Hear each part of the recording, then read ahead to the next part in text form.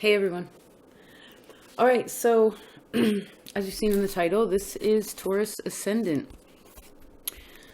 Sort of an overall picture. I'm going to be using perhaps some traditional interpretations. I'd also like to use my own creative expression in there, but foundationally, I'd really like to work from this old new map, ancient astrology, if you will, where Taurus is actually rules the first house. So a little bit of a tweak, 30-degree tweak, but let's just have a look at it, eh? All right, Taurus Ascendant. Well, how can we look at this firstly? Well, Venus rules your first house, right? Probably a very gentle creature. I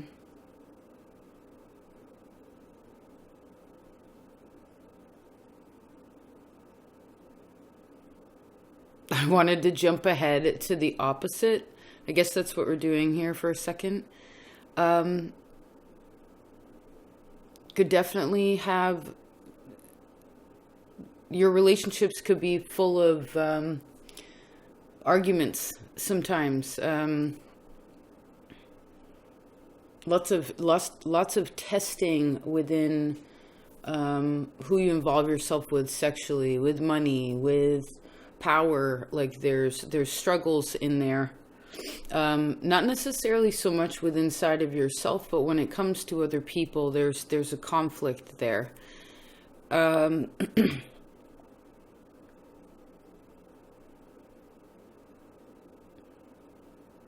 And however loving you are as a person, I think that there's something with Taurus Ascendant that has to be...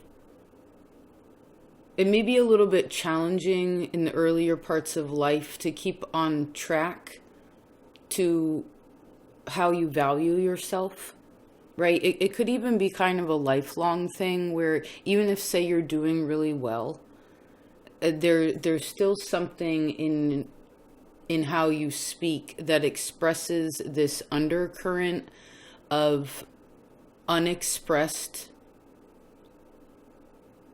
emotional dissatisfaction. Does that make sense? You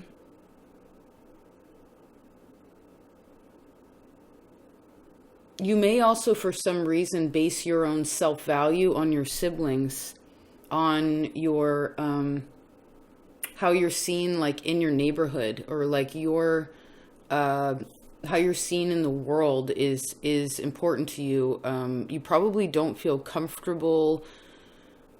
Some of you may not feel comfortable. It will be harder for you to feel comfortable with God in churches, within spirituality, until like...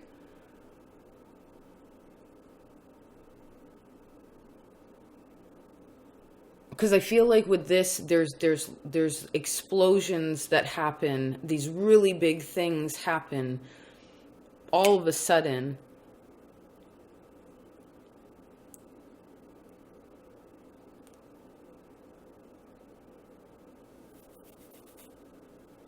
And it's there to enlighten you. And so if you can take it in this enlightening way, and be able to have the conversations with the bigger things that are happening, then you feel more at home, right? Because Taurus rules the throat. You feel more at home with who you are, like in your heart, and who you are in your head, right? And therefore the emotions, it's so much easier for the emotions to come out, right? They're not so repressed anymore, because you're so worried about what the external world is going to judge you about, or have judged you about. It's softer then, which gives you like such a happier home. It's such a happier heart. It's such a happier self. You feel okay to the debts that are due. Do you know what I mean? Like because Venus, as well as your first house, would also be ruling your sixth, which is about being of service, right? And the battlefield. So it's almost like with this position, you sort of have to learn to love your enemy, you know, have sympathy for your enemy, because if not, when we move forward, that's when there's bigger fights. That's when there's more bullshit that happens. You know what I mean? Like, there's like a constipation within a situation unless it's your enemy is for there has to be deep forgiveness in your enemies for you to be able to have deep forgiveness within yourself and to find again that spiritual place that doesn't put you back at square one thinking that you have to fight about everything. Because with Taurus ruling the first now instead of Aries, again, you must remember that makes Taurus the warrior. So there could always be something, especially in Taurus Ascendant, where you feel like you're at war, you know, but you're not. You do have conflicts of interest within your one-on-one relationships with others, but it's there to enlighten you, not to kick you back and make you feel like you're not worth something. You see? I see that you're a very hard worker. You're a very loyal friend. I see that you probably are deeply emotionally connected to your siblings here. Also the mother. The mother and the father actually are very big for you. They affect whoever your mother, father was, I mean, it directly relates to all children, but I feel like this is real deep. It's real rooted. It's like you feel it almost like maybe you feel like even if your family was the enemy, right? And that was just part of the lesson. It would be so hard for you to be like, I can't, because to forgive, you have to.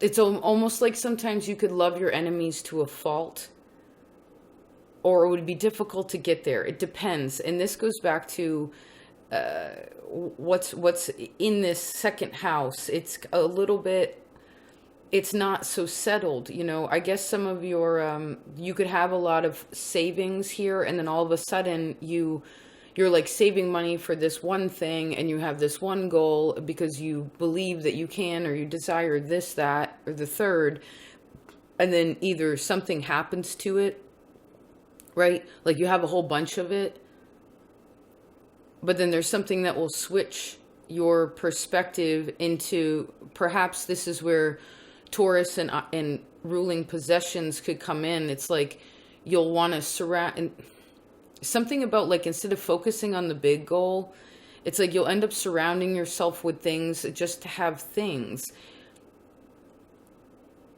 forgetting that you already have everything that you need. I definitely see having a lot of friends. I see also your friends are part of your friends, your in-laws, I heard your spiritual teachers, even the secrets that have been, because I think at some point, it's almost as if with this position, no secrets can be withheld, right? There's something real strong where like eventually it has to come out in the open, and then it has to be forgiven and forgotten, and let the sea just take it away. Right? Instead of trying to like swim out to this, what used to be, and you're trying to catch it, you know, it's like you're just supposed to, you have to figure out what you want to fight about with this position too. What do you fight for? Because I also see that whoever is your intimate partnerships, probably your marriage, but most of your one-on-ones are testing. And I would say, from what I can see, that's probably some old karma, right? It's like an old, you knew them before, and so you had to resolve the fight, maybe in another life or in another time, or there's something that, things that happen that cause some sort of hatred in a way, or like war, you know what I mean? And you have to figure out how to forgive, but mostly, before you can even figure out how to forgive anyone else, you have to forgive yourself. But I think you may, because you're ruled by Venus, try to put that on forgiving other people, or maybe even, again, I see forgiving people that whether this is your family, whatever, like forgiving people who have done things that are really dirty to you is important to be able to get to, because it's a part of your debt. And like whatever's happened, and probably with money too, Venus ruling the first, whatever, power, all these things. But it's like,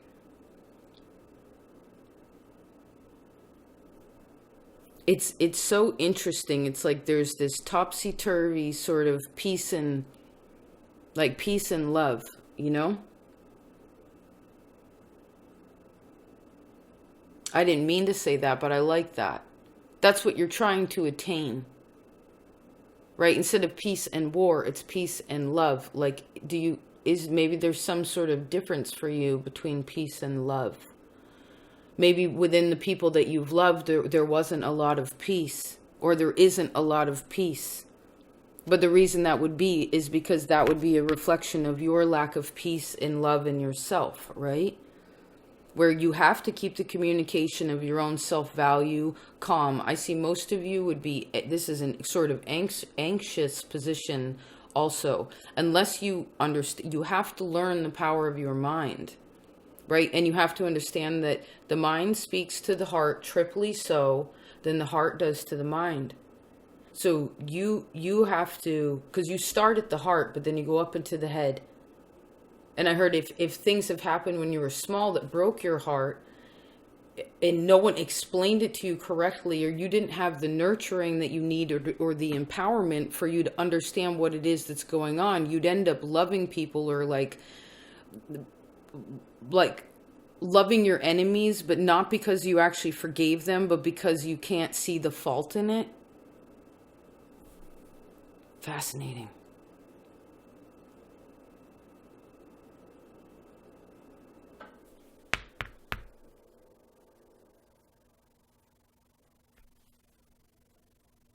I see the more debts you pay, the better your world is, the more stable.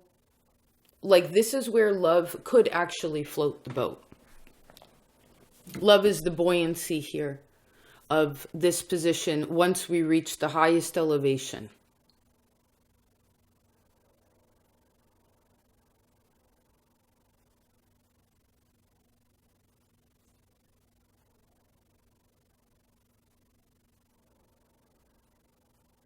I see. Here's some interesting little things. You'll be able to tell who your friends are by their feet. Okay? Whether they're friends of yours or not. I see when you meet someone, really pay attention to the way that they speak. The tone of it, the vibration of it. Pay attention to their neck.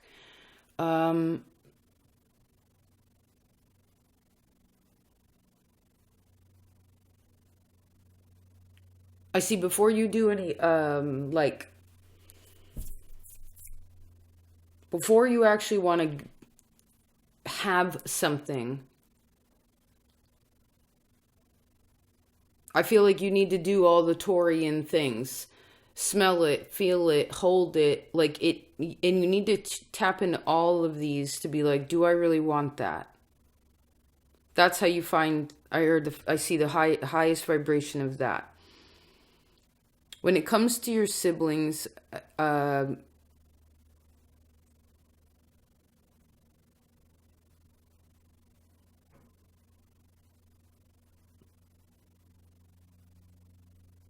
feel like most of them for you, they like broke your heart or something. Like they give you a bellyache. They give you a chest ache. You know what I mean? Like your chest just like something with the siblings. It just aches, you know?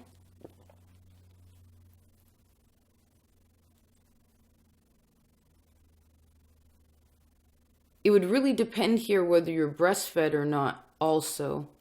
That really affects how you feel, like your emotional well-being.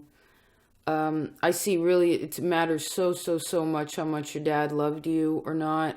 Whether they had like a backbone, you know what I mean? Or if they were strong, or if they were kind of, because it formed you so much, right? And but I also see that's the dad is a weak spot too.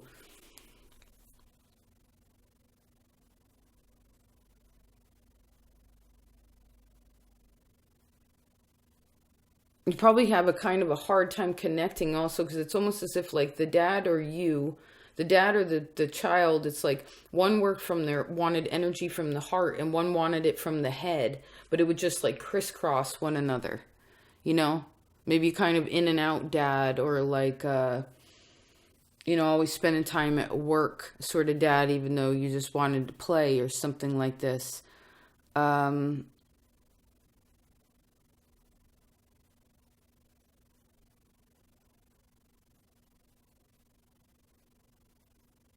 and ways of dating people, I feel like you should pay attention to what people eat. Um, like say for instance, you realize after like hanging out with someone for a really long time, it's like, you know how there are like constipated people, right? They never take a shit. Like you've been hanging out for hours and hours, and like, you know that they didn't go to the bathroom. It's like, how could you not, whatever. So like if you come across like a constipated person or things of this nature, I know that's weird, but there's something about it where like that's a direct like expression of how someone, whether a person how people deal with their emotions, and I guess that makes a big difference. I'd also say how people like keep their bathrooms. There's something about that too.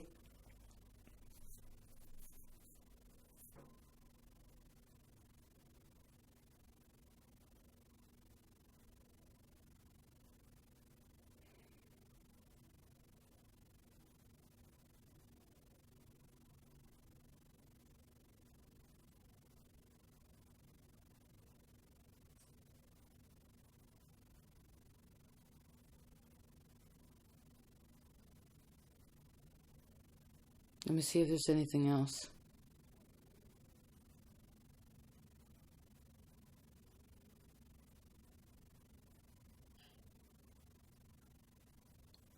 Could sort of get arthritis here.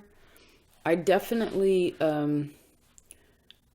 keep good like calcium, right, for good joint health here. I feel like that could be a little bit dense, especially working. I feel like most of you are probably a hard worker, right? It would be good for you to do it, but you'd want to, if you're going to say you're going to be on your knees, like, smoothing out concrete all day or whatever, like get knee pads, do the little things to make it smarter, not harder, because it could really affect, you could go a long time, but it eventually could burn you out. You know what I mean? Like your body could really hurt, ankles would be sore, things like that, standing up all day, right? Like how many jobs where people have stood the majority of their, right? So, or even just sitting too long. We do all of the things too long now. We should be, even this reading, sitting here for 20 minutes is, you know.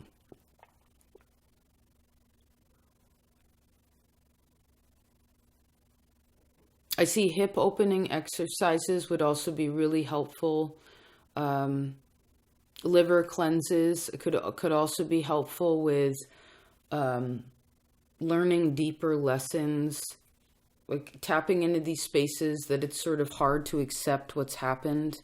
I feel like those kinds of things. And then when you meditate, there's something about like keeping your hands on your thighs, right? And when you pray, when you pray, you should put your hands on your thighs.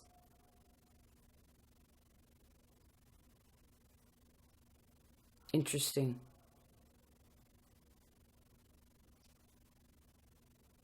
I'd also say if you're having a hard time finding your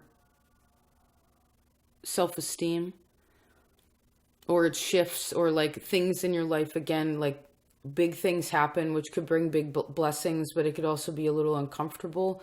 I see that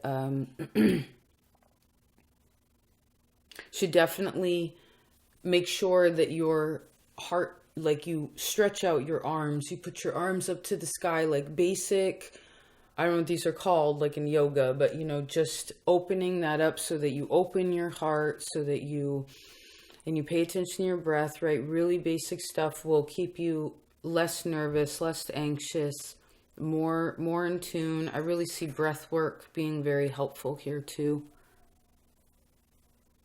Particularly for keeping your head space right. Dog bothers me so much.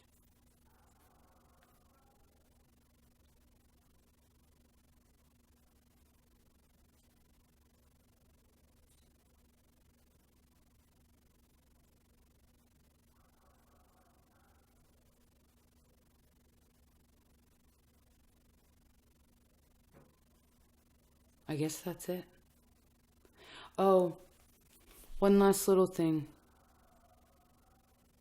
Hold on, let me make sure the door's locked.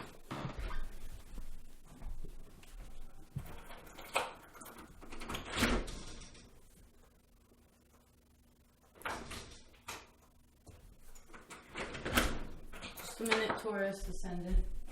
Taurus.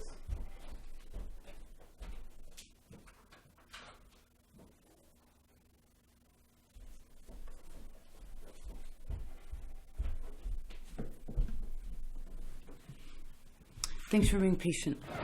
I'd also say, you know, sometimes people say that when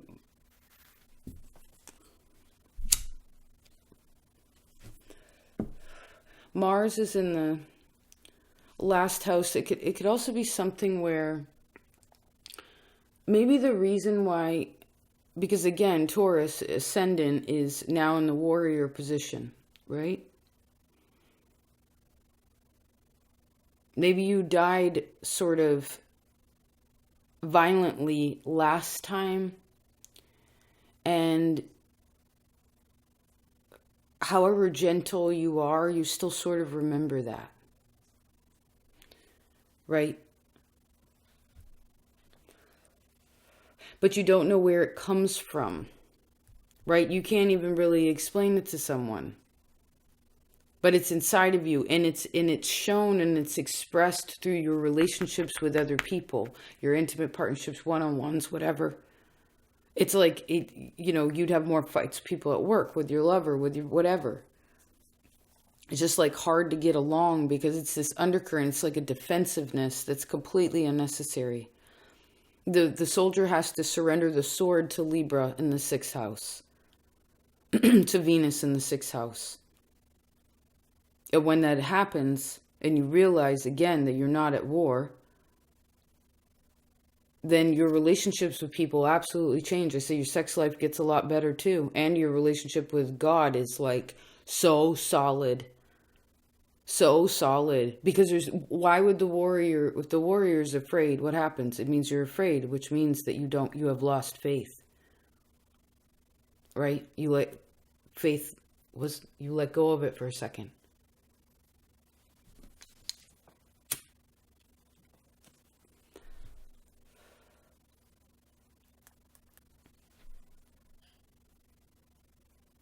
I see most of your friends like swimming. You should have friends that like swimming. I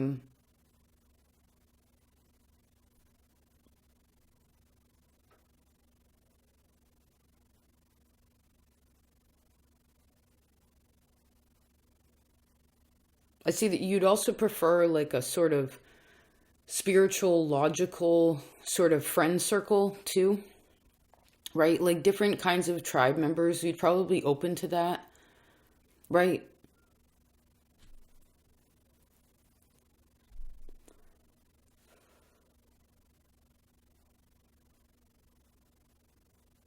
Because you'd realize that everyone can get along even though their skill sets are a little bit different, and that's actually really beneficial because people have their strengths and people have their weaknesses, right? And so it would be better for them to be where their strengths are.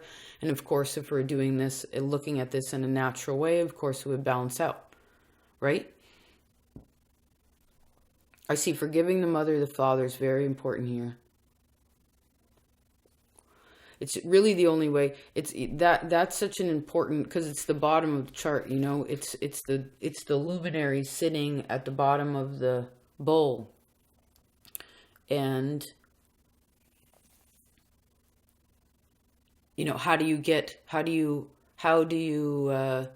have a marble come to the top of a bowl without putting your hands in and picking it up to the top? You have to spin it, right? You have to move the energy in there so that it can elevate up to the top, right? It has to spiral out.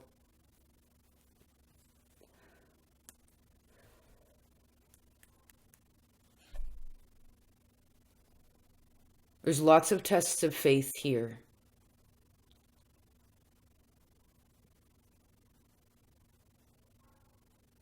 And I see ultimate, like, peace in the world too, if we wanted to. Because it's balanced and it makes sense. It's perfectly balanced, you know. I guess it all starts with you. Awesome. Well, this was interesting. I used my pizza pie chart. If you're wondering what I was looking at, staring into the table. All right, these are fun. I hope you enjoyed this. Yeah, that's that. See you later, Taurus Ascendant. Peace out.